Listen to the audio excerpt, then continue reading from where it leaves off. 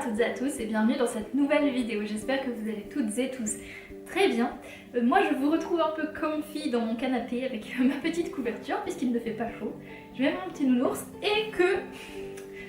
Voilà, je n'ai pas une grande mobilité puisque j'ai une énorme entorse de la cheville, bref.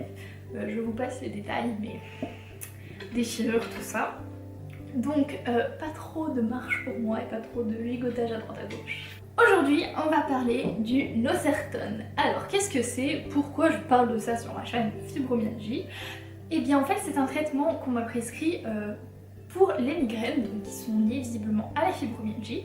Mais du coup, Lisa, pourquoi tu nous parles de Nocertone? Et puis bon, ok, on a compris, c'est un truc contre la migraine, mais concrètement, qu'est-ce que ça fait et pourquoi tu nous en parles vraiment?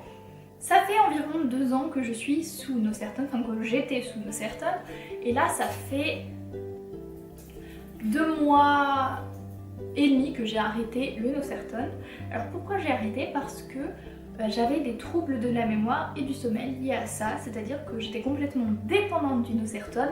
Si je ne le prenais pas, je ne pouvais pas dormir et ça me faisait des gros troubles de la mémoire. Donc à des moments je me souvenais plus quand on disait des choses, j'avais vraiment du mal à me rappeler des choses, j'avais besoin de toujours écrire parce que j'oubliais énormément de choses. Ce qui m'a fait décider de changer vraiment et d'arrêter, c'est parce que je suis tombée sur un rapport qui, donc en France, hein, je sais plus exactement le nom, qui explique que le Nocertone c'est un médicament à éviter et à remplacer plutôt par le propranolol. Peut-être certains connaîtront, c'est quelque chose contre la migraine aussi, puisque le Nocertone a de nombreux effets secondaires dont une grande addictivité et qui ne vaut pas les effets que les médicaments apportent, puisqu'il apporte un soulagement relatif des migraines. Moi j'avais moins de migraines sous Nocertone, mais j'en avais quand même. D'ailleurs je me suis rendu compte en arrêtant que je n'avais plus du tout de migraines, ou quasiment pas. Beaucoup moins en tout cas sous le Nocertone, donc il y a vraiment une dépendance. Et j'ai lu beaucoup de blogs, de forums, de discussions où il y a quelques années il y a eu vraiment une pénurie de Nocertone et du coup beaucoup de personnes se sont retrouvées avec des syndromes de manque sur 2 ans à pas pouvoir dormir, tout ça, donc très compliqué. Mais ce qu'il faut savoir, c'est que le Nocertone, il ne faut pas l'arrêter subitement, hein. C'est comme plusieurs médicaments, d'ailleurs quand vous voulez arrêter un traitement de fond que vous avez, n'hésitez pas à demander directement à votre médecin traitant, c'est celui qui est le plus compétent pour ce genre de choses. Moi j'ai essayé d'arrêter progressivement, ça n'a pas du tout fonctionné, je vous l'explique plus dans mes clips, dans la vraie vie on va dire, mais j'ai été très malade et du coup j'ai décidé d'arrêter subitement. Et en fait c'est là-dessus, c'est toute cette période que je vous ai filmé. Donc aujourd'hui j'ai arrêté début août et là on est début novembre, donc ça fait bientôt 3 mois, même un peu plus de 2 mois et demi, du coup plutôt 3 mois que j'ai arrêté. Je n'ai quasiment plus de soucis, ça a pris longtemps. Les troubles du sommeil persistent encore un peu, donc j'en ai aussi à cause de la fibromyalgie. De suite, je vous laisse avec les petits clips de moi. Vous allez voir ma tête affreuse que j'avais et vraiment l'état dans lequel j'étais quand j'ai revu les vidéos en les montant, ça m'a vraiment fait peur. Si cette vidéo vous plaît, n'hésitez pas à la liker, n'hésitez pas à me mettre en commentaire si vous avez des expériences et tout. Vraiment, je pense que sur le Nocertone, c'est vraiment sous-coté et on n'en parle pas du tout. Beaucoup encore de neurologues le prescrivent contre les migraines, tout ça, alors que vraiment, si c'est possible de l'éviter, faut l'éviter, hein. Je ne dis pas, il y a des traitements qui ont des effets secondaires atroces et qui sont vraiment essentiels, je pense à certains antiépileptiques notamment, mais ce genre de traitement comme le Nocertone peut vraiment être évité et ça doit être vraiment un dernier recours plutôt que ce qu'on prescrit au premier venu comme ça. En tout cas ça me fait de plus en plus plaisir, maintenant on est plus de 500 sur ma chaîne, donc c'est vraiment top et vraiment incroyable, donc merci à toutes et à tous et moi je vous fais plein de bisous. Il est actuellement 6h49. Je crois que c'est officiellement l'heure la plus... Je vais réussir à formuler ma phrase. En écoutant la suite, vous comprendrez mon manque de loquacité. J'ai un doute si c'est le bon. Bref. C'est donc la plus longue nuit blanche que j'ai jamais passée de toute ma vie. Et le plus longtemps que j'ai jamais été réveillée, je pense, puisque ça doit faire maintenant 21h que je ne dors pas. Voilà, c'est compliqué. Ça fait 10 jours que je prends un demi-comprimé, genre 2 fois ou 3 fois par semaine de Nocertone du coup, et je me sentais mal, mais vraiment tout le temps. Du coup j'en ai eu marre. Et du coup, je n'ai pas pris de Nocertone parce qu'hier je me sentais bien, grâce à mes petites plantes. Et je n'ai pas du tout dormi. Et le pire c'est que je n'arrive pas à dormir et je suis pas épuisée. Voilà. Et là, je commence, quand je bouge ou quoi, à sentir les effets du manque physique. Je sais que ce sera compliqué pour les personnes qui n'ont jamais été en manque d'un médicament, par exemple l'antidépresseur, tout ça, de comprendre. C'est vraiment une sensation physique, c'est comme un drôle de frisson bizarre, mais vraiment interne. La sensation la plus proche pour moi, c'est quand on a beaucoup de fièvre. Et quand on bouge et tout, je sais pas, enfin ça m'est déjà arrivé comme ça, mais c'est vraiment particulier comme sensation. Voilà, c'est pas le manque, genre j'ai envie d'en prendre, je m'en fous. Mais c'est vraiment genre mon corps et mon cerveau. Du coup j'ai décidé de leur dire fuck.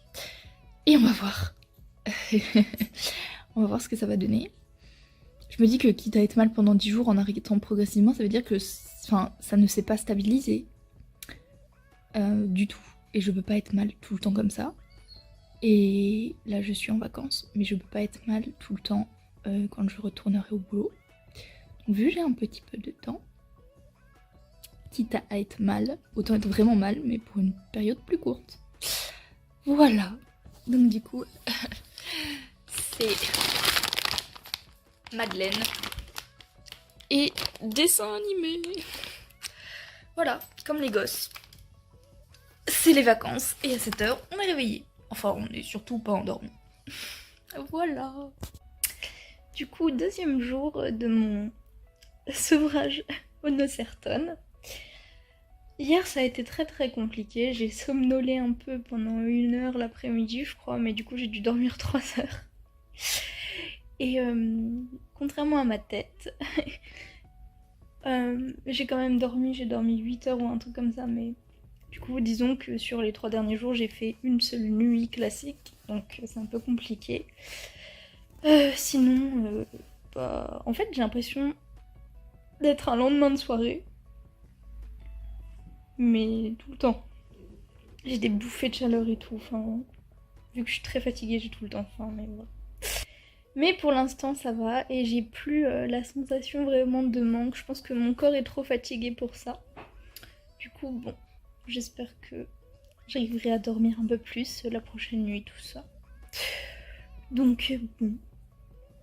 Et je continue à prendre mes petites plantes pour aller mieux. Je vous retrouve, ça fait déjà quelques jours que j'ai arrêté le Nocertone. Salut toi, Saski. Saski, salut.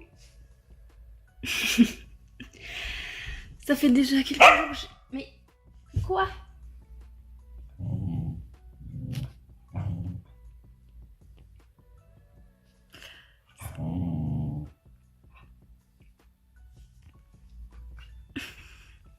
Ça fait déjà quelques jours que je... Mais laisse-moi parler. Quoi? Ouais.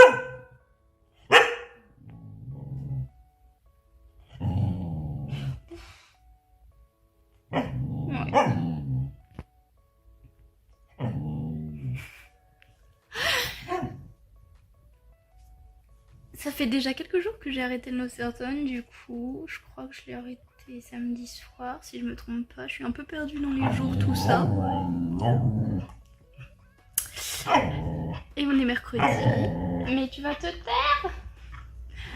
Et on est mercredi, c'est très compliqué. Parce que j'ai du mal à manger et je suis très fatiguée. Du coup, mon corps a besoin de plus de nourriture pour compenser le manque de sommeil. Sauf que du coup, j'arrive pas trop à manger. Et du coup, à la pharmacie, je suis allée acheter des boissons enfin des trucs hyper caloriques, j'ai pris de la compote et des biscuits, c'est dégueulasse, mais c'est pas grave. Du coup, voilà. J'ai beaucoup de mal à dormir. La nuit dernière, j'ai pris quand même un somnifère, enfin léger. Ça a fonctionné moyen. Donc ça m'a quand même permis de dormir 6h30 je crois. Ce qui est déjà pas mal. Mais du coup voilà, c'est très compliqué. J'ai des bouffées de chaleur tout le temps. Je suis pas bien quand je me lève. Je suis très fatiguée. J'ai envie de dormir tout le temps mais j'arrive pas à dormir. Et j'ai l'impression que j'ai faim tout le temps. Du coup voilà. C'est compliqué. Mais c'est pas grave, on continue. On va y arriver. Aujourd'hui j'ai réussi à faire un petit peu des trucs qui demandent de la concentration. Du coup c'est bien parce que sur les 4 derniers jours je n'y arrivais pas du tout. Voilà, j'espère que cette vidéo vous a plu. Si c'est le cas, n'hésitez pas à la liker, à la partager un max. Et surtout, si vous n'êtes pas abonné, allez checker, vérifier parce que des fois, vous croyez être abonné en fait. Et abonnez-vous à ma chaîne, on est de plus en plus nombreux. Ça vous fait pas grand chose de vous abonner, mais moi c'est énormément de soutien et vraiment merci à toutes et à tous.